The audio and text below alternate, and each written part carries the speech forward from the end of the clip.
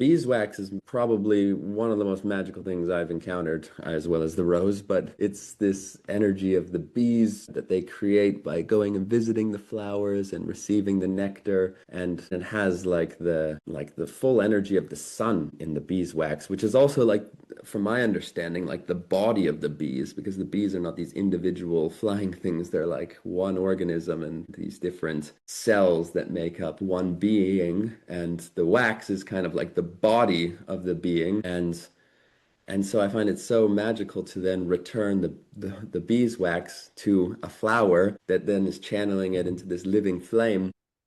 Welcome to the podcast, Journeys of Deepening Trust.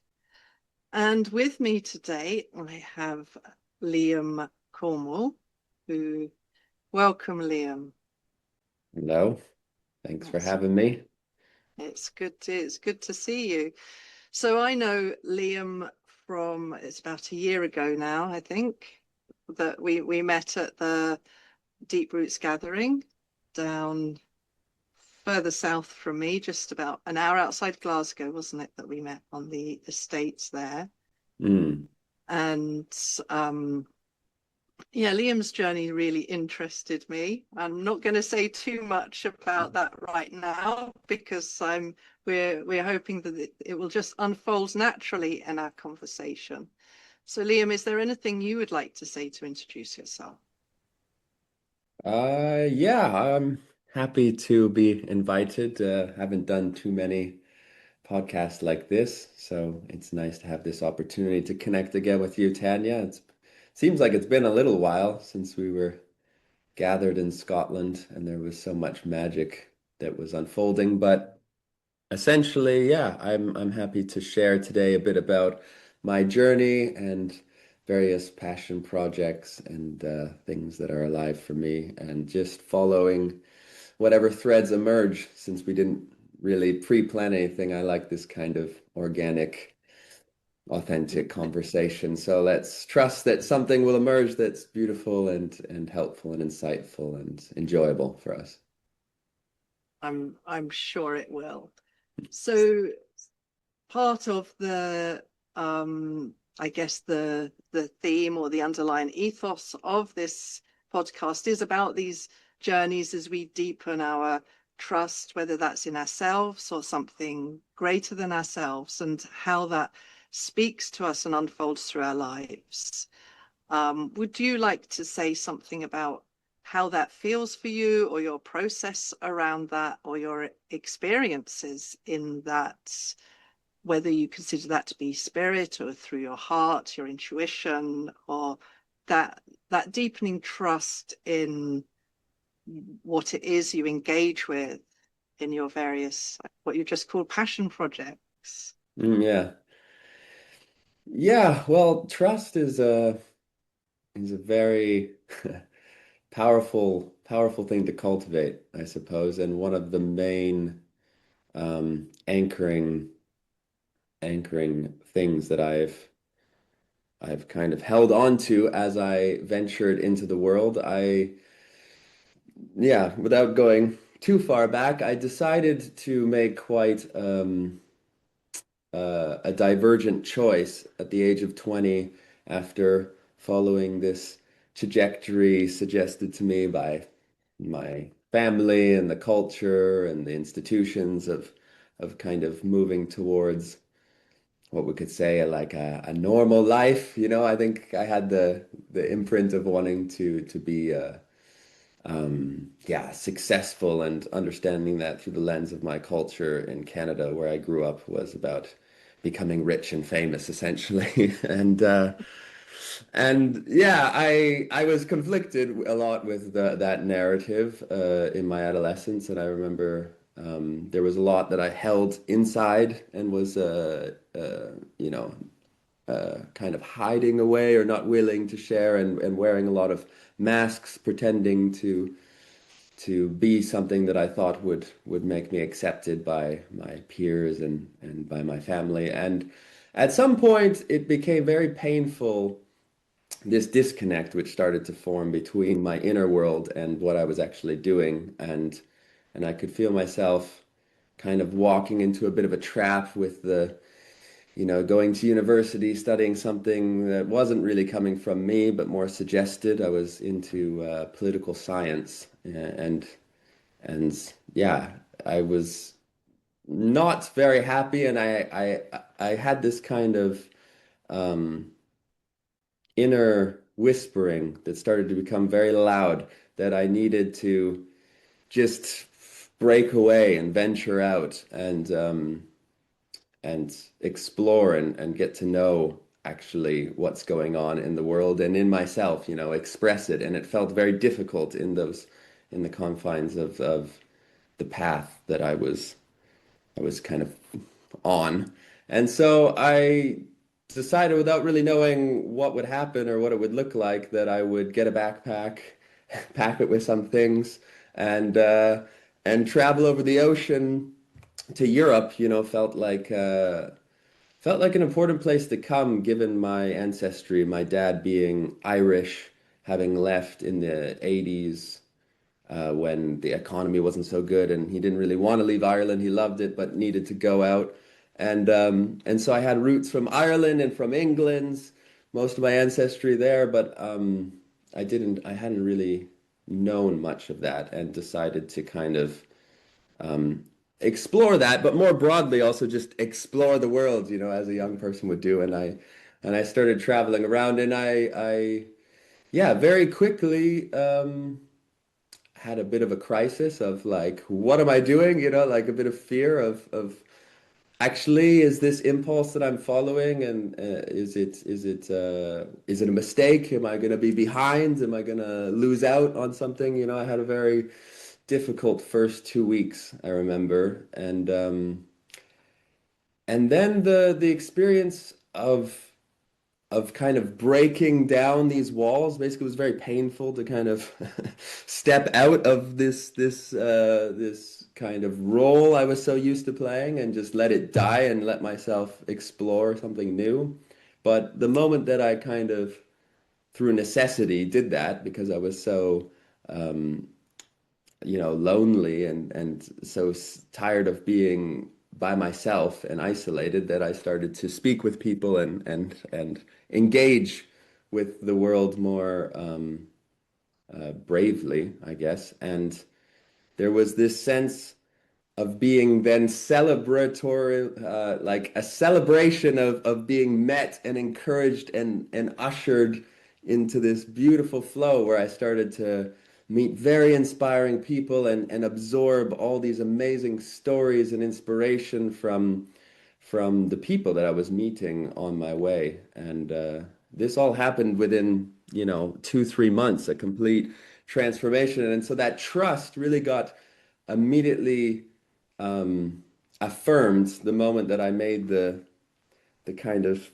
big step out, not only going on the journey, but then going out of myself at that point, and allowing something new to be born within me. And yeah, without getting too lost on that tangent, that's kind of one of the early experiences I had at 20 years old, that really started to cultivate this deep, deep trust that, um, well, trust in myself, that I could navigate and could find a beautiful, meaningful way to walk in the world without following the track that had been laid before me, and and then also kind of from those interactions, every step became intuitive and heart-led, and that was clear enough. I still, don't necessarily know where the path is going, but it's a path of heart, because you can feel it. And then that trust over time, over years, over, really devoting and dedicating, kind of, yeah, it reinforces itself slowly, I'd say. On most days, we all have those days where, um, yeah, we question things, Yeah, question that ourselves. was quite rapid. That was though you took that first step, it feels like, the tarot card, the Fool, taking that first step, right? That jumping off the cliff, jumping into the unknown, and then Mm, being met And then, but it's almost like there's that sense of having to take that, and then again the bravery of reaching out to people and being met, and Mm. that whole um yeah. So what happens then? You kind of engaged in that, then that's evolved through your life. What other stories or experiences helped to develop that? I mean, the question that comes up for me is, when you went, I'm assuming you went back home, but when you went back to where you'd come from and you'd been through this change and this transformation, how does that kind of calibrate? I mean, did that happen for a start? That trans. Yes. Yes, I mean, I didn't kind of run away and never return kind of thing. I mean, I did have to leave that bubble in order to get some other perspectives. But I remember after the first year, I had traveled all around Europe and spent all the savings I had, but along the way learned from fellow travelers and other ways that I could move. So I started to hitchhike, started to do woofing and exchange and learn for accommodation.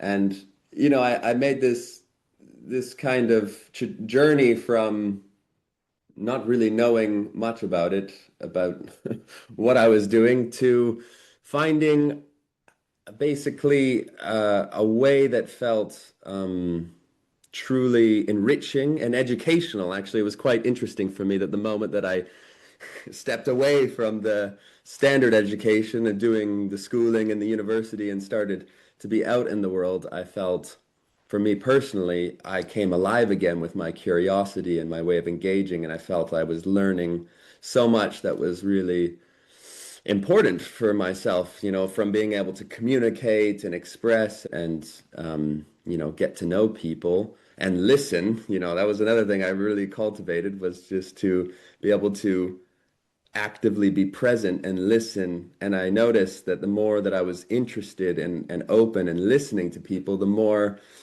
they would share and the more, I could kind of learn in just interactions.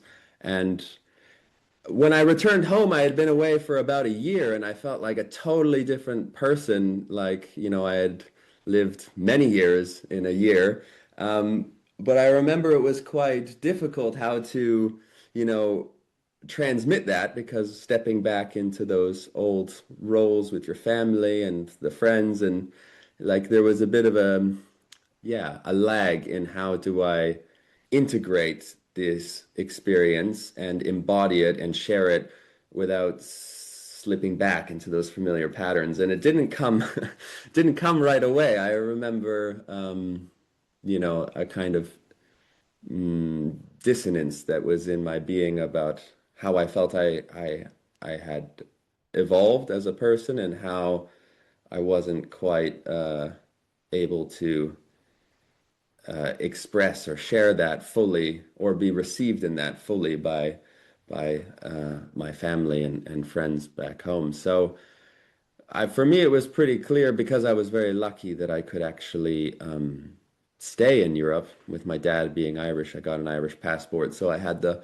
possibility to study and work and there was something that I felt so at home in this part of the world, the old world, as they said. Like there was something about its authenticity and its rawness and its realness that really appealed to me.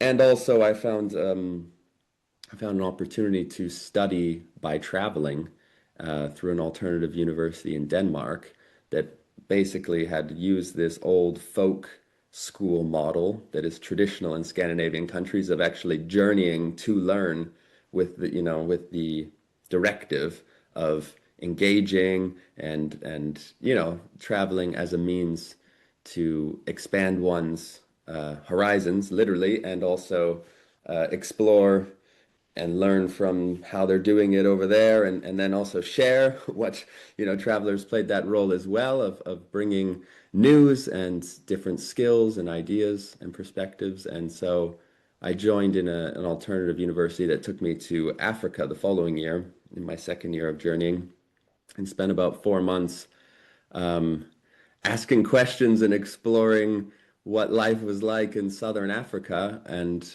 it was a beautiful model they had whereby we would have a relatively short time, a week or 2 weeks, to travel hitchhiking across the country and have a very specific investigation topic that we wanted to learn about and just engage speaking with people. For example, I wanted to know about the mining, about the resources, the richness of Africa with all those beautiful precious stones and metals and things that I'd known had been exploited for a long time.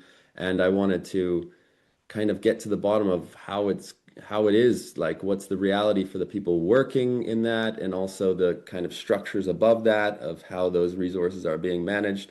And it was very insightful to just go to a mine and somehow, if you have a nice story and a good smile and some charm, we could just get in and be speaking to the manager of the mine and kind of softly asking questions. And I remember I was so surprised. We then were like taken down into the mine and given tours all around and living with the miners in this village. And yeah, that was one example of how, when you trust your kind of impulse of there's something to be found here, and I'm gonna go and find out through and whatever means I can, asking questions, being curious, being open, and so I started to see how much the world again can respond when you come with that. And we kind of had this underlying thing of like, wow, we're receiving so much here in Africa, like people who have nothing taking us into their homes and letting us sleep on the floor with them and giving so much hospitality and so much warmth as they were. And clearly, in that moment, what we could give back was, our curiosity, but also this sense that whatever we were learning from this situation, we needed to bring back that awareness to Europe. And in this sense, over the 4 months, the theme that kind of emerged from me was this way that colonization had shifted from these kind of nation states and empires like England to these more like superorganism corporate colonial powers. So when we were in the mines in Botswana, for example, just learning about this like corporation that owned 80% of all mining operations on Earth and that also manufactured the whole marketing thing around diamonds being, a symbol of love and all this like mind-blowing stuff, and then seeing how a lot of that wealth, in Botswana's case, was kind of spilling a little bit into the country versus other countries in Africa where it's just completely taken away and doesn't make it to another nation state, but kind of exists in these transnational entities. And I could see how that was playing out in Europe as well. That sort of the places had been colonized by these corporate entities, and yeah, that kind of radicalized me in my youth and made me strongly wishing to keep challenging the kind of narratives of business as usual and just do what the culture tells you to, but starting to kind of to question and to look for ways that we could find again the beauty that I could see in the African villages where they were so happy to just be together. And even though they would be waiting a couple hours to get water and spending a whole day to walk and get the water for, hours, they were very connected with each other, and there was a kind of palpable sense of belonging and yeah, and something that I didn't encounter growing up in suburbs in Canada. And I was so open to the idea of the village and of community being this kind of very natural, very beautiful way of living. And yeah, there's it's hard for me to figure out what to synthesize from these Yeah, past experiences, but I'm just sharing what's kind of coming up. yeah, it's And beautiful. And I feel very much, you know, people talk about sort of remembering. And for me, with the story you've shared of yourself so far, it feels more like a remembering of your soul self. But the thing that mm, I really connect with, and I can see that seed of political science, you know, weaving its way through your story, but this idea of the colonization and the diamonds representing love, and then I'm seeing the roses, and of course I know that your story with the roses, and also the story of the rose lineages within Europe, which is part mm, of that network of pathways almost, which has been largely lost and we're starting to reclaim through remembrance. Yeah, where mm. and the rose represents very much um spiritual lineage, as well as it often represents love as well. So I'm seeing that there's some sort of weaving there between the two. um I'm just wondering if you're feeling into that as well, and what you might have to say about those connections. Yes, well, I found that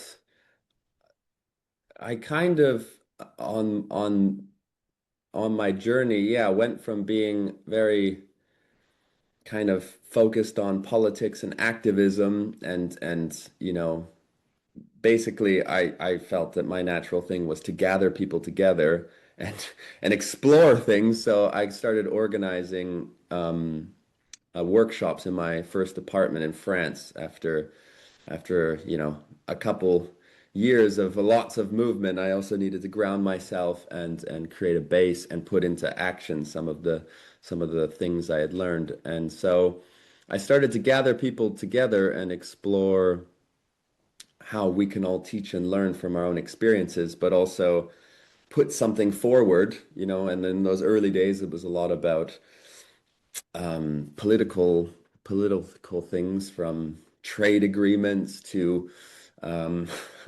local food systems in light of all the industrial agricultural destruction and these kinds of topics. And I found it was so rich to kind of discuss that. And at a certain point, I got into communication itself and exploring nonviolent communication and authentic relating and and I suppose, yeah, recognizing that we have um, so much potency that emerges once we gather in circle. I think that was something I learned as well, that like getting together in circle and either sharing music or sharing our stories or yeah, sharing from the heart, how much that can really um, open things up. And I suppose I didn't get very mystical and right away, but traveling in and of itself was what opening up kind of mystical dimensions in the way that unexplainable things and synchronicities and kind of things that you could never plan out unfolds that are just so magical and always like it felt like I was supported by so many unseen forces that kind of opened me up again, because I would say in my teenage years I became very allured by the nihilistic, atheistic kind of narratives and and and so through the experience of yeah, kind of jumping into the unknown, as we were saying, and rather than than falling into a pit, I felt that I was like able to glide and find my way into different streams that were really nourishing, and eventually that did bring up some, yeah, I mean, to weave in the rose, I guess it brought up some kind of sense of needing to take action in whatever way I could, and yeah, kind of not finding the way to make that jump from that from that kind of more youthful focus to what has been really alive for me in the last couple years. But Mhm. yeah. So would you like to say something around the bowl you have in front of you with the roses in it? I feel this will be a good time to introduce Yeah, that. to switch it up. I mean, yeah, I very much enjoy the beauty in the world, and the rose is such a beautiful, magical um, gift of this earth. And so here I have a bowl of water from the land where I'm living. There's beautiful springs on this land here in southern England, and there's lots of roses around. They're just starting to bud. And yeah, it is an interesting story how I got connected with the rose because it was quite surprising after my time studying in those alternative structures and schools. I found out about how much is wasted in this from the supermarkets, and it became a kind of mission. Every time I was in a community setting, I would rally the people to go and rescue from behind the supermarkets. You open the dumpsters, and oh man, like in every country in Europe, I was Yeah, I've done just that as well. I was just blown away by how much good food is wasted. And it's so taboo to Uh-huh. go and open a dumpster. But then, once you've seen and know what's going on, like, yeah, it was both very sad and also felt very important to kind of rescue that food, especially when being in community, because oftentimes you find such an abundance of things that, for one person to be able to make use of or distribute is very difficult. But with a group of people, you could, in a couple hours, bring back all this good food, wash it up, arrange it nicely, and have like, the abundance of nature just, resurrected from the landfill, from its trajectory to the landfill. And so, yeah, that became something that I did a lot through my early years, and yeah, still in some ways. And one day I went and opened up a dumpster. I think it was not too long after Valentine's Day, and I found hundreds of roses, perfectly nice roses, but all like piled in the trash. And I was just a bit heartbroken. And I thought, like, that's just like an archetypal symbol of what's going wrong in our world, that we not only, you know, mechanize and industrially farm roses and everything now, but also growing it as a product, cutting it, transporting all around, putting on the shelves, and then putting in the dumpster and just setting it to, there was something so sad about all those roses in the garbage. I mean, also the food for sure as well, but I just couldn't leave them there. So I took them all home and I had hundreds of roses in my backpack. And then with a friend that night, I was like, okay, what do we do with hundreds of roses? And we just played this game of putting them everywhere. I gave some a lots away, of course, but we just put them up all over the space where I was living, and like that, I had this abundance of rose energy suddenly arriving in my life, and yeah, over that winter, many of the roses dried and just became part of the space, and I was living with a very beautiful musician and friend of mine who is so good at just like improvising and channeling medicine music that you can just like start singing along with him.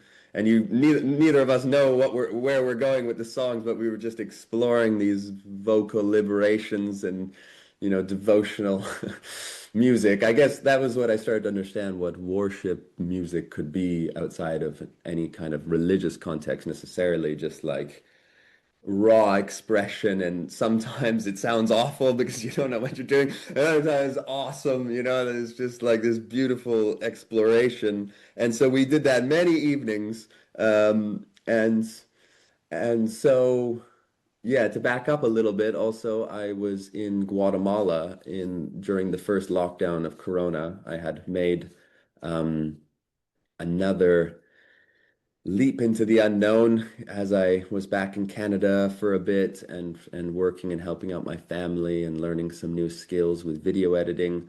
I felt this strong call to go to South America since many years, but I just felt like I need to go there. And so at the start of 2020, I thought now's the moment, and I wanted to go by land actually. I really wanted to do like a big long pilgrimage, but I also didn't necessarily want to spend so long traveling through the US, so I flew over the US to Mexico and started traveling by land.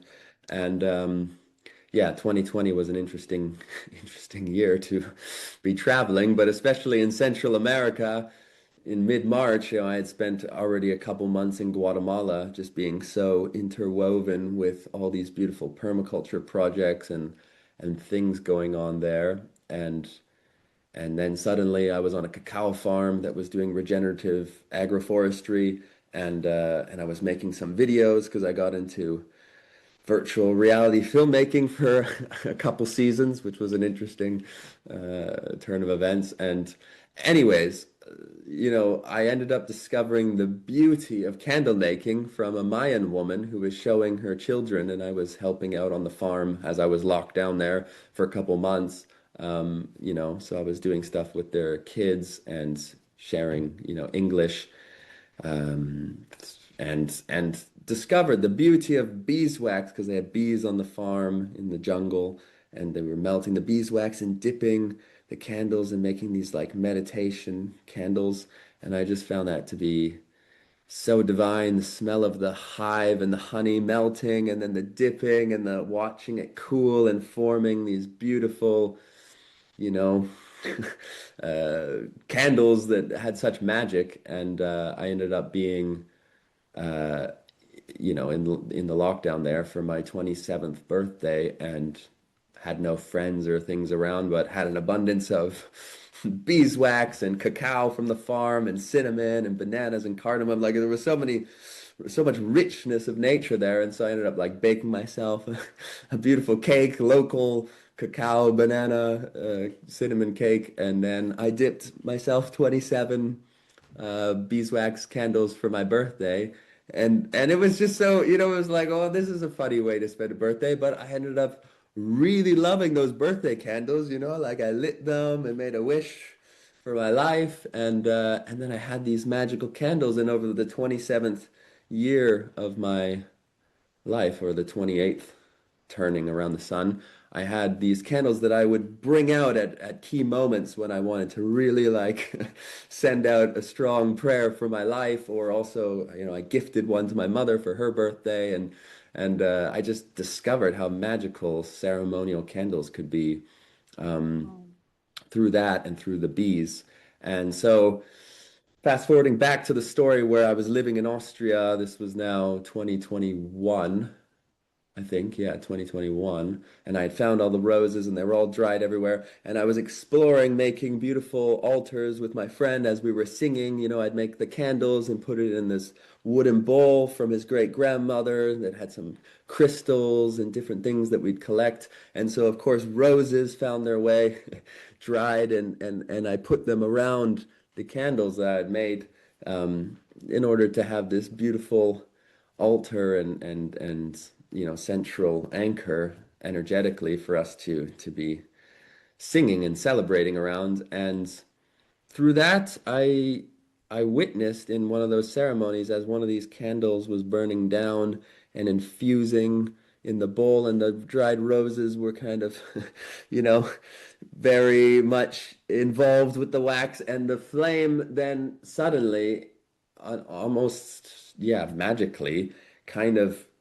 fell into one of the roses during this moment, and then we witnessed this rose blossom that had this beautiful geometric spiraling petal structure how it started to channel the wax and the flame transferred into it, and we were kind of witnessing this beautiful fire being born in front of our eyes as we were singing. And so we just kind of kept going, and at first weren't really sure what was happening, but then over the course of 1 hour, it developed into this beautiful dancing flame that was still burning 1 hour in, and that was how I became aware of the mysterious power of the rose to be resurrected from this dead state of a dried flower to being, fully embodied in the spirit of fire.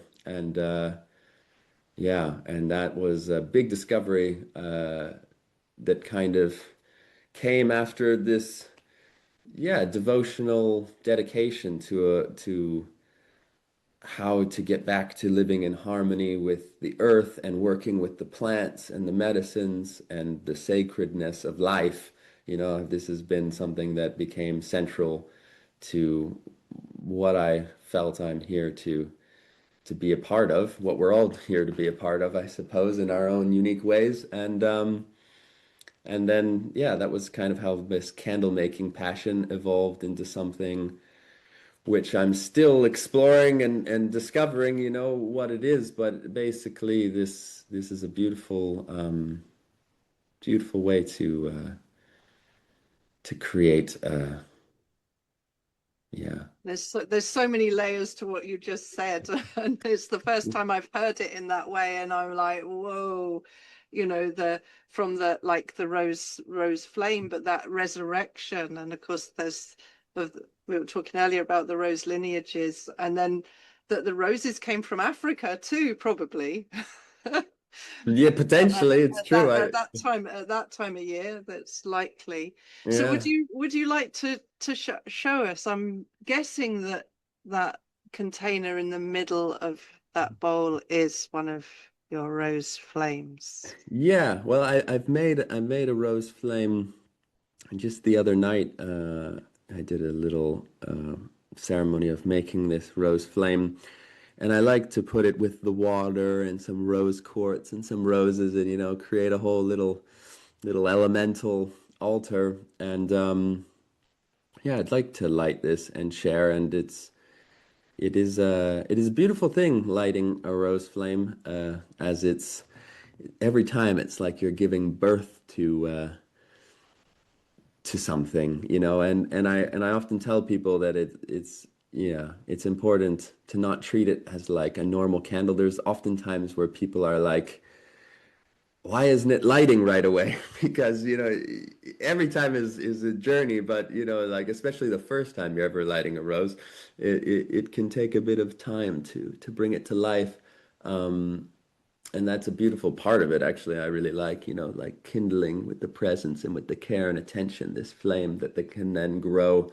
And so yeah, I'd be happy to light that, and I don't know how you'll work it out, depending on how long it takes. Maybe you could edit it, or maybe something I like to invite now, as I've started to share it in when we gather together as a community here where I'm living. We've started to gather ideally every week to share songs together, share each other's presence, just being together, and also praying in our own ways through our songs and through our words and through our silence, praying for what we want in the world, as there's so much going on and so much, yeah, that we can really tune into. And I've been inviting people as we light the candles to sometimes share songs or sometimes share prayers or things like this. So maybe we could do it like this as I'm going to be lighting this flame.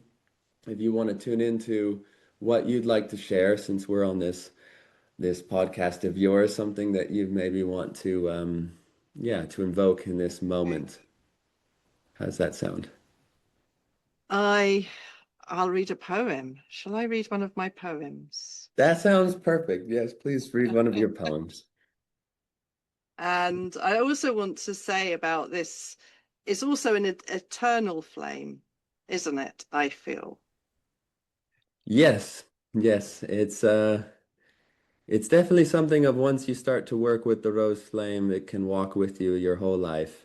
And also on a practical level, I can share more about that in a bit, but there's something incredibly magical going on here that's still a mystery to me. But yeah, there's quite a beautiful symbolic element to how the rose shows up in this way. Okay. Okay. So if you go ahead, I'll read this poem that's called Birthing. Listen. Feel the echo's faint ripples lightly brush your skin. A forever unfolding rose in your heart. Enter stillness. Know the message within. Entrusted guardian, a tribe is gathering, and the dragon awakens. Coding. Rose gold liquid tissue, silken gossamer, cocooning steely strength. Courage, child. Feel the magic.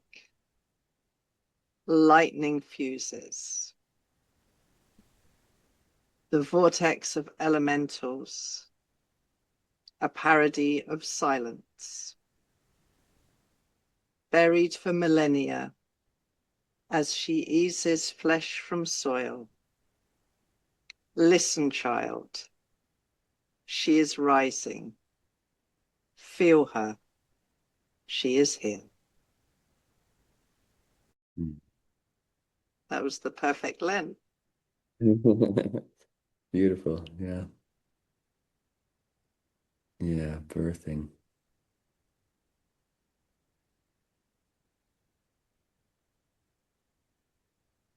Yeah, I really like this quality of lighting a rose flame and it's like you're gently working to anchor in a flame into the rose. And there have been times that people have even asked me if I could do it at an opening ceremony, and I'm there sweating because it's like taking minutes and minutes, and people are starting to wonder like, what's going on? Why is the rose not lighting? And I'm like, oh. And I find it so funny that each time there's a teaching and there's a medicine in it. But as yeah, as someone who's encountered the kind of um, you know, imposition that we sometimes put on things of wanting it to behave as we expect, or also as for me to learn how to share it in a way where people really under get it. And yeah, it's something that I'm still working on as well myself. So it's a journey, and a beautiful gift, and yeah. So the rose flame I have has some cocoa beans in it. Are they Does it? some that came from Guatemala? And they Ah, beautiful. and I've also gifted like um rosebuds that have been dipped in the wax, and Mm. I've gifted those to people with with instructions and a little bit of your story. So I just love how this it kind of ripples out that whole and again creates that network. It's opening up this network um of the roses, Mm. that Yeah. connection. Yeah, and I've been actually exploring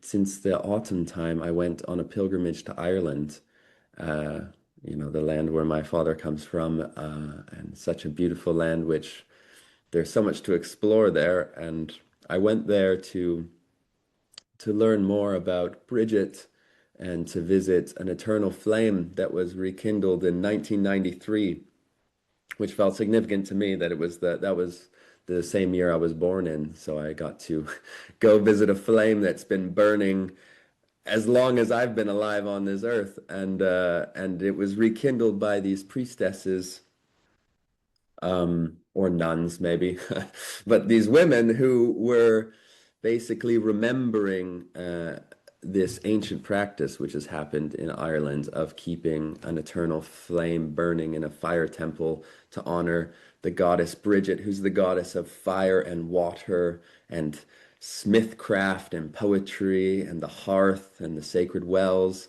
and is such a part of these isles. I mean, Britain probably gets it that from Bridget, and so I went to visit this flame there in Kildare and to light light a rose flame from it, and I started to learn about this beautiful practice they have of how they used to gather in like the central place in Ireland. I don't know what time of year, maybe it was Beltane or something. They would gather and kind of rekindle the flame in ceremony and celebration all together, and then they would take the embers and they would ripple that fire across the lands, and and yeah, and also to go and to meet that flame that's been kept burning for all those years, and to light the rose flame from it, and to then bring it back to Dublin and gift it to a grandfather of mine there who just turned 90, and now my grandmother is looking after that rose flame, and also I shared it with a woman who I met in Glastonbury who's Irish, and I gifted her a rose dipped in beeswax and shared a bit of the story as we made one together to bring up to the Tor and to light as like a beacon for this rising consciousness and awareness and this heart-centered light that we want to embody and anchor in on the earth and in our communities, and yeah, just gifting her that rose bud with beeswax and seeing her go home and really take time with it, and to create her own rose flame that she's now sharing in circles, bringing the community together to pray, and rippling out that light as well. She likes to make beeswax candles and light it off the flame and gift it to people. And yeah, there's these very like symbolic, beautiful ways we can work with nature, and it works on many levels, both the physical and the energetic, and as storytelling creatures as we are, there's this kind of yeah, capacity to really um, explore new possibilities and birth from ourselves creativity and opportunities to um, yeah, exalt. I don't know where I'm going with that, but yeah, there we are. Yeah. And I've I was telling you earlier before we started recording that my rose flame is kind of packed away, and I was looking for it, thinking if I could have easy access. But what I did find was a little box of beeswax candles that I bought Hmm. from Roslyn Chapel, which is where we made there was a small group of us made some rose flames together. I'm just wondering if people were interested in making their own rose flame, where and I know sometimes you hold gatherings where you may do that in community, but my sense is with you it's very often spontaneous. And um so how could people connect with you, yeah, to be able to do that for themselves? Yeah, I mean it's been something that I've been exploring, as you say, kind of more spontaneously with the people that I meet, but it's now after 4 years, almost 5 years it's now started to ripple out, and different people have started to work with it and really enjoy it, and I feel very strongly to make some kind of you know online page, and so I've started on this very table where we're speaking about a month ago with a friend to create a homepage called theroseflame.com. Very simple. And my intention with that was to create a place where people who are interested can go and learn more and get connected with the others who are working with the Rose Flame, and also message me. Some people have had some beautiful work that they're doing, and they wanted a rose flame made for their specific altar work and prayers. And I've really enjoyed over the last couple months in my little yurt sanctuary space to create these ceremonial candles in a way that I enjoy. You know, it takes a whole evening. I love to really go into the ceremonial way of creating it, as well as honoring the different intentions that people are bringing. And it was such a beautiful story. Just a few weeks ago, I got a message from three different women over the course of 2 weeks, where they all would asked if I could make them a rose flame, and also had a similar prayer for the unification of these Isles of Albion. You know, we have these borders of Scotland, England, Ireland, Wales, but also this recognition that this is one land as well as around the world. You know, we're on one planet, and starting to, light these flames together. It was quite magical how these separate women had this similar kind of prayer and messaged me at the same kind of time. And so I made a rose flame for one in Dublin, one in Wales, and one in Northern England, and kind of sent them out. And so yeah, so that's been quite magical to see how it's spreading, and I would love to continue to do that, as well as, I think it's so powerful to have these ceremonies where we create together, and so I've started Yeah. to bring that to festivals, and I have a friend in Scotland, Francisco, who you also know, who's started to share that, and we both feel that there's something about the whole transmission of it, and there's more to it than just practically how to do it.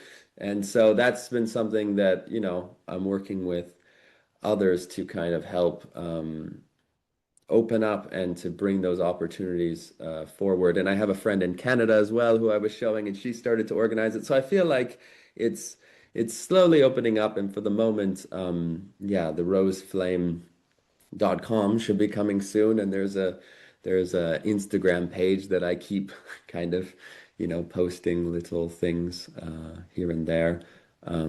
So that's some ways that people could get connected and just reach out about it, and Okay. I yeah. feel because I sense, that it's a lineage, and you were Mm, gifted with the wisdom that started that lineage, and I feel that that's something that's important to honor. And one of mm, the things I really love, from having worked with you on that, is that knowing that the buds that I dipped in that wax come from that origin, mm, and that knowing that any of the buds that are dipped in the wax of the candle that I have, also continue that origin. So it is that movement of lineage just through the sharing of that wax on a mm, rosebud. And I just love the beauty of that movement. So it feels mm. like to start it without that movement. I mean, it's still a wonderful thing to be able to do, but I like that continuity. Yeah, and I feel it's quite beautiful then that we have this connection that continues weaving, and that it then can also be in a way protected and also held with that kind of framing, so to speak. And so it is still quite a new thing, and doing things like this more publicly, I suppose, in a way. Yeah, I have this strong wish for it to ripple out in a beautiful and connected way, and yeah, I think that's in the end what is important about these kinds of prayers, is that we really unify our energies and our hearts, and also our stories, and and everyone's going to have their own story with the in their life and with what draws them. Some people are not so into working with fire, and other people are all about the fire. And there's these divergences which are beautiful because then we can kind of create these beautiful, diverse constellations. And so for those who feel drawn to this, yeah, I would be happy to be connected and to share and to see how that weaving can continue to unfold. And I also wanted to share a bit, since I didn't get to it yet, about the beeswax and the eternal aspect of this, which I find very beautiful. The I mean, the beeswax is probably one of the most magical things I've encountered, as well as the rose, but it's this energy of the bees that they create by going and visiting the flowers and receiving the nectar, and it has like the full energy of the sun in the beeswax, which is also like, from my understanding, like the body of the bees, because the bees are not these individual flying things. They're like one organism and these different cells that make up one being, and the wax is kind of like the body of the being. And and so I find it so magical to then return the beeswax to a flower that then is channeling it into this living flame. And magically, when I realized, that not only does the rose burn very beautifully, but that it continues to burn when we tend it and continue to feed it with our presence and wax and, prayers and like this, the rose is channeling the wax. And so yeah, it's a beautiful, beautiful thing that can keep going and going and going and going when we nourish it in that way. And so I'm very blessed to have some beeswax that a friend gifted me from the Christmas market. He got it, and yeah, offering it to this flame that it may continue to burn and to ripple out into the world and to give us opportunities to connect with that internal eternal aspect of life. And yeah, giving gratitude to the bees that live that unity so beautifully on earth and teach us through their way of being. Beautiful. Mm.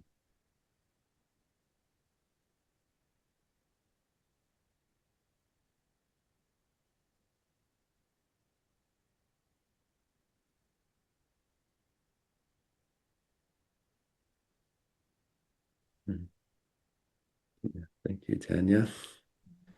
Thank you, Liam, and offering gratitude to the bees and the roses and this wonderful gift. And um, I'm aware we've been talking for some time, but at the same time, it felt this isn't something that can be rushed, as you were saying. There's the timelessness to it. So Mm. you've spoken a little bit about the future unfoldment of this lineage.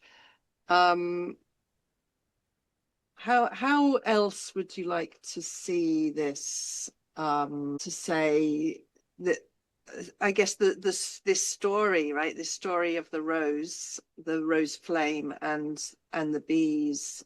How else would you like to see that unfold into the world as part of the new story or new paradigm that we're moving into? Hmm. That's a nice question. I've had quite a few visions, but one thing that really occurred to me is that because it's something, uh, I mean, new in this form. I don't know. When I discovered it, I looked online and I haven't been able to find anything about it. It somehow seems to me like maybe it was something that was known about in the past, as our ancestors would have been exploring. I mean, even just to discover, to make a candle. I was thinking about that last night. What a magical discovery, and how that's evolved in so many different forms, but also the practice of having a sanctuary space, a place where we can open up and commune with spirit, however that looks, and meditate and go within and remember and receive things. I find there's something really powerful about being able to light a candle with intention, and also in a beautiful space like a temple or yeah, any of these kinds of sanctuaries that exist in all over the world. And so I was thinking that it would be so beautiful if this could ripple out and not belong to any one sort of religion, but be some way of holding and opening um, a portal of prayer and of presence, and there's a kind of beautiful energy that the fire brings also into our focus and into our attentiveness, and into a relationship also with the elemental aspects of life. And so I would love to see it from heart to heart, from hand to hand, move around the world, finding, like different opportunities to light little beacons of prayers and awareness and connection that yeah, who knows, over the next time might become a beautiful way to bring us together and to focalize our energy. I think that's what I would really love to see. People coming together and amplifying intention for evolution, for consciousness, for awareness, for beauty, and having something that is quite small but quite potent be accessible would be great, because it's not always easy to make a big beautiful bonfire, although I do love gathering around that in the summer and singing and dancing with people, but it's also nice to be able to bring it into our inner sanctuaries and into our homes, and so yeah, I'd like to see it continue to be a process of discovery and of reverence and devotion and prayer. And I didn't never wanted to see it become a product. And so, I stayed away from trying to commercialize it in any way, because that just didn't feel like the appropriate way to honor it. And yet also I would like to be able to share it. So I'm exploring how I can create, you know, for now, a web page where we can connect not only me with people who are interested, but people who are interested in working with this with each other. And we can kind of create a collective and a council of people who are helping evolve this, because ultimately, yeah, the prayer would be that it is really grounded in that wisdom of the rose and of the bees and of the fire and the sacred spiraling creation that is unfolding, and yeah, that's a bit of how I would like to witness this That's radiating out. beautiful.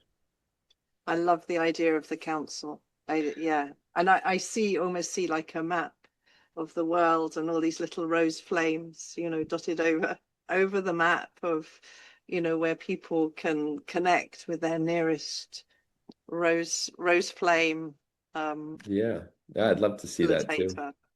Yeah, and also as like I think as something to offer to people, people love to gather together and learn um various practices, you know, spiritual practices or embodiment practices or wisdom teachings. And I love how those gatherings are happening. And I also feel it can be really helpful to have like,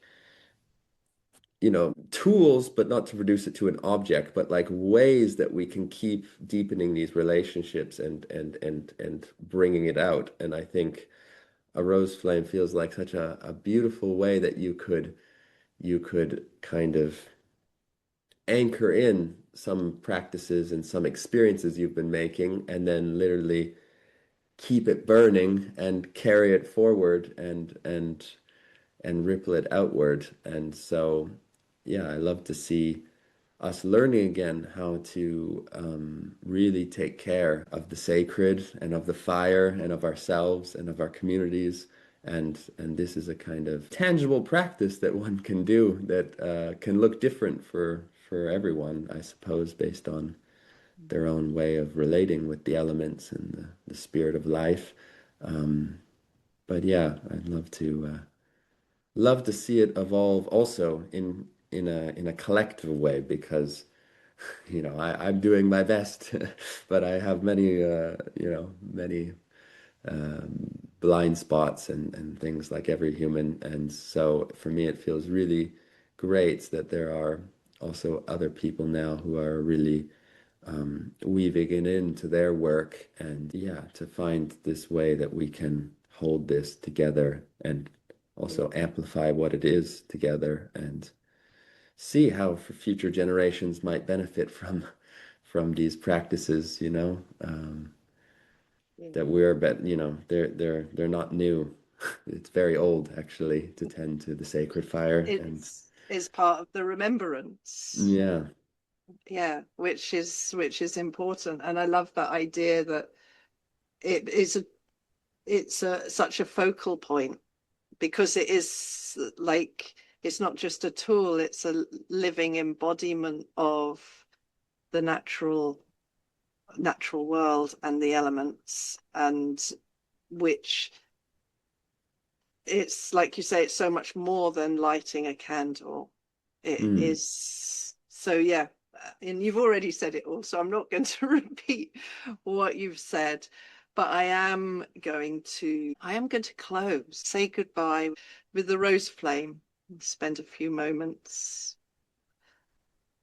mm, I'm really, really grateful for you sharing about this, Liam, and being on the podcast, mm, and sending so much gratitude. And to everybody who's been watching and listening, I'll put details of how to connect with Liam and maybe some other contact points if you're interested in working and connecting with the rose flame. mm. Sending you much love from my heart to yours.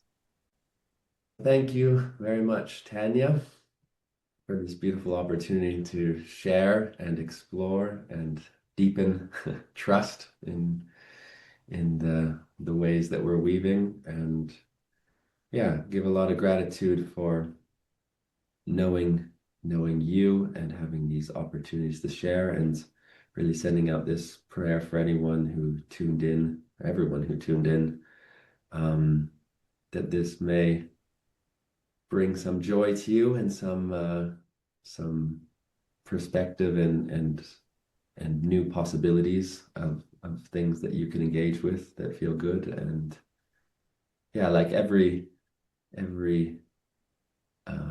ceremony and every birthing of a rose flame also has an ending and a close. And so I'm gonna close this rose flame and share the wish that it be relit in our hearts, and as we ripple forward, that we can share this light of ours in our unique way. And yeah, very grateful for this opportunity to pray today with you, Tanya. So Thank thank you, you. everybody. And yes, until next time, Rose,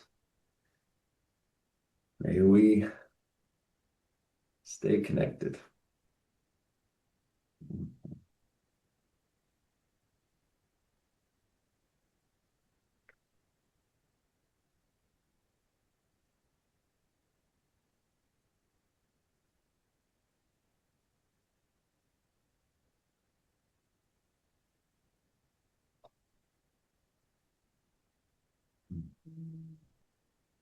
Beautiful.